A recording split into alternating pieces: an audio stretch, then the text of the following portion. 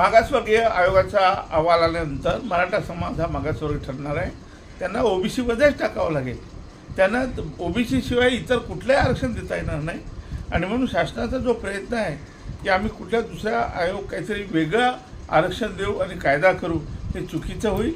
दुसरं असं आहे की जे याच्यापूर्वी बांटी आयोगाने जो रिपोर्ट दिला त्याच्यात 37.70 जे एम्पिरिकल डाटा मिळालेला आहे आणि आता सुक्रे समितीचा सुक्रे मागासवर्ग आयोगाचा जो अहवाल मिळेल त्याच्यात मराठाचे हे कळेल।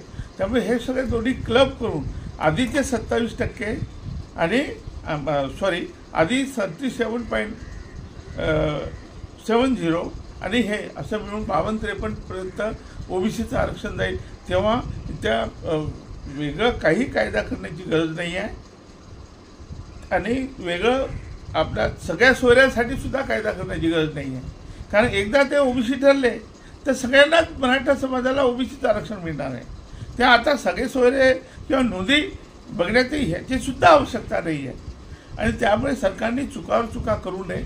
आधी चुका केल्या होत्या, हे संसद हा मराठा समाजाचा फारच संवेदनशील असा विषय आहे।